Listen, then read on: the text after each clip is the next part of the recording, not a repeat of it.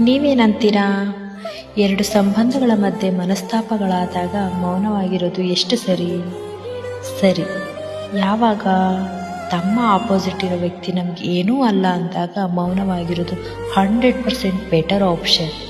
But opposite ಇರೋ ವ್ಯಕ್ತಿ ನಮಗೆ ಬೇಕಾದವರು, ನಮ್ಮ ಹೃದಯಕ್ಕೆ ಹತ್ತಿರ ಆದವರು ಅಂದಾಗ ಮೌನ ಸರಿಯಲ್ಲ ಅಲ್ವಾ? ಜಗಳ, ಕೋಪ, ಮನಸ್ತಾಪಗಳಾದಾಗ ಆ ಒಬ್ಬ ವ್ಯಕ್ತಿ ಸೈಲೆಂಟ್ ಆಗೋಗ್ತಾರೆ. ಇನ್ನೊಬ್ಬ ವ್ಯಕ್ತಿ ಯಾಕೆ ಸೈಲೆಂಟ್ ಆದೆ ಅಂತ ಕೇಳಿದರೆ, ಸಂಬಂಧಗಳು ಹಾಳಾಗಬಾರ್ದು, ಸಂಬಂಧಗಳು ಮುರಿದು ಬೀಳಬಾರ್ದು ಅಂತ ಮೌನವಾಗಿದ್ದೀನಿ ಅಂತ ಹೇಳ್ತಾರೆ. ಕರೆಕ್ಟ್. ಅವರ ಪಾಯಿಂಟ್ ಆಫ್ ವ್ಯೂನಲ್ಲಿ ಅವ್ರು ಹೇಳ್ತಾ ಇರೋದು ಕರೆಕ್ಟ್. ಬಟ್ ಇನ್ನೊಬ್ಬ ವ್ಯಕ್ತಿ ಓಹೋ ಹೌದಾ ಅಂತ ಅವ್ರ ಮನಸ್ಸಲ್ಲೇ ಅವರೇ ಮಾತಾಡಿಕೊಂಡು ಓವರ್ ಥಿಂಕಿಂಗ್ ಮಾಡೋಕ್ಕೆ ಸ್ಟಾರ್ಟ್ ಮಾಡ್ತಾರೆ. ನೀವು ಅವ್ರ ಜೊತೆ ಇರುವಾಗ ಅವ್ರು ಯಾರೂ ಇಲ್ಲದೆ ಇರೋ ಥರ ತಮ್ಮ ಮನಸ್ಸಲ್ಲೇ ಮಾತಾಡಿಕೊಂಡು ಓವರ್ ಥಿಂಕಿಂಗ್ ಮಾಡೋದು ಎಷ್ಟು ಕರೆಕ್ಟ್ ಅಂತ ಹೇಳ್ತೀರಾ?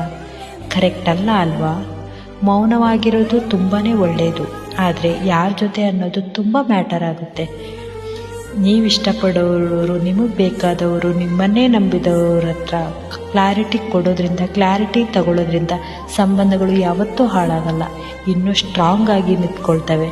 ಅಂದಮೇಲೆ ಈ ಮೌನ ಕರೆಕ್ಟ್ ಅಲ್ಲ ಅಲ್ವಾ? ಮನಸ್ಸು ಬಿಚ್ಚಿ ಮಾತಾಡಬೇಕು ಅಲ್ವಾ? ಮೌನವನ್ನು ಮಾತಾಗಿಸಿಕೊಂಡು ಮಾತಾಡ್ತೀರಾ ಅಲ್ವಾ?